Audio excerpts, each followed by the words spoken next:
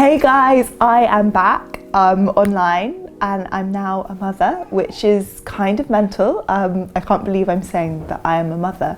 I haven't quite identified myself as one, but I'm sure that takes time. But yeah, I gave birth to a beautiful baby boy called Seamus Jameson Montero, but we call him Shay for short, on the 3rd of August.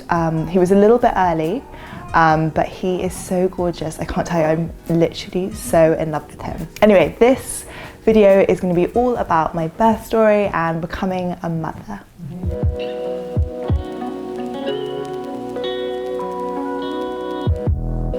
So throughout the video, you probably might hear some background noises of Shay having a little chat. He's quite a chatty baby, but I hope you can still hear me okay throughout the video. Okay, so the birth. The last few weeks, I sort of went off social media at about sort of 35, 36 weeks. And I remember I went to see the doctor for my appointment and they measured my bump and she was like, your baby is absolutely enormous. And we didn't actually know the sex at the point. She was like 9, 10 pounds, and I totally freaked out. I went home, I was Googling what happens when you have a 9, 10 pound baby, the horror stories. So I was looking up like how much it costs for an elective C-section. I think the problem is when you're sort of on maternity leave, you've got those last few weeks and all you're doing is waiting for your baby, you're waiting for your life to change, your mind goes crazy. So I was completely freaking out about giving birth. I'd never been scared the whole way through, and then just before I started to really get anxious.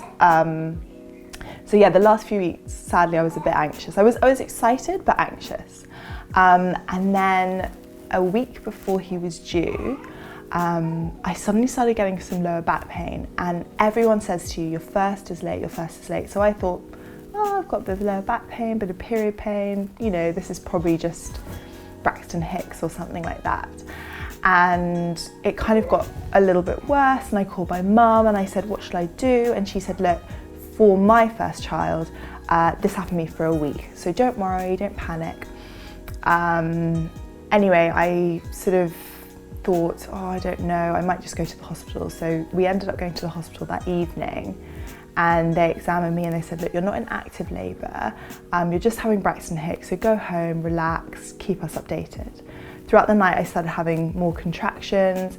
In the morning I woke up and I was like, oh my God, this is the worst pain. Like, I've almost forgotten the pain, but I can remember it as well. It was just horrific. It was coming in every few minutes.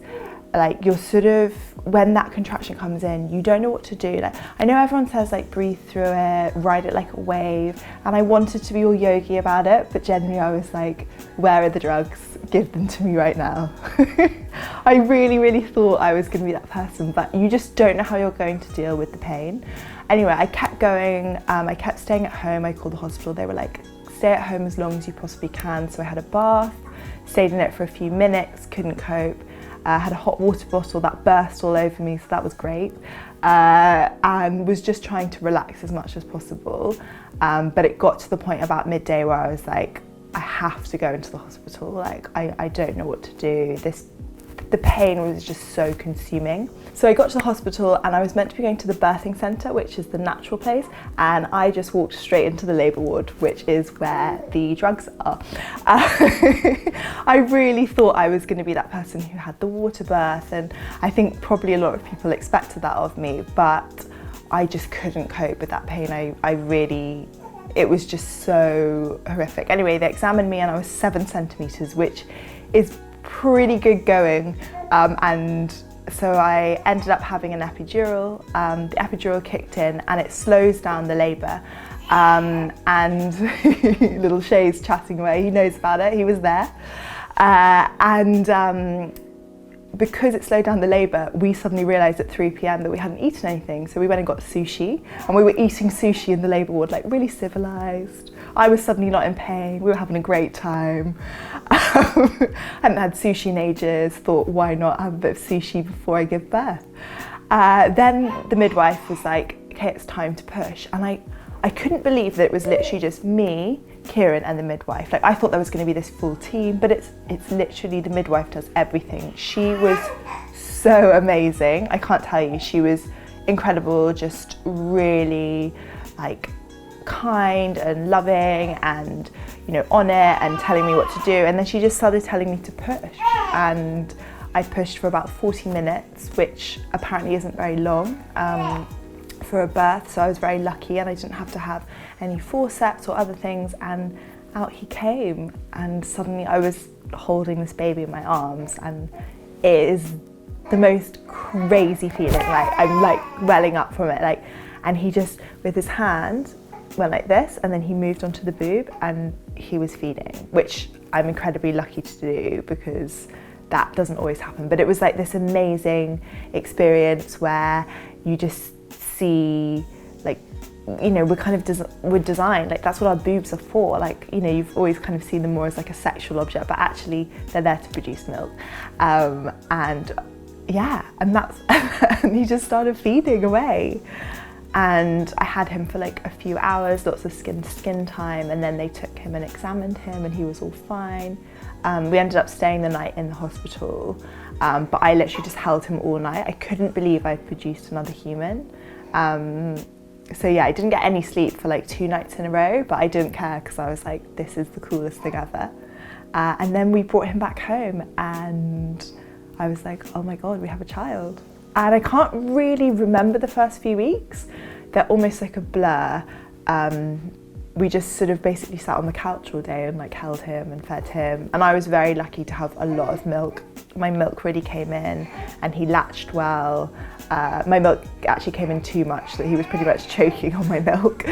But yeah, it was crazy. I mean, really hard because your life, you're so used to being in control. You know, you wake up at the time you want, you eat the food you want, you know, you go into work. I mean, you might not be totally in control of your hours, but control is a big element of your life. Whereas you suddenly have a baby and control just goes out the window. Like, you think that you fed him well, but then he wants to feed more, or you think he slept enough, but then he's tired, and you're kind of just battling with this uncertainty constantly. You know, you feel a bit alone in the sense that, you know, you spend a lot of time just at home with you and your baby. I'm quite a lone ranger, so I quite like being alone, but in saying that, you do often feel like you need someone else's support to help. So my mum's been amazing. I'm really lucky to have my mum who lives really close by, who comes round.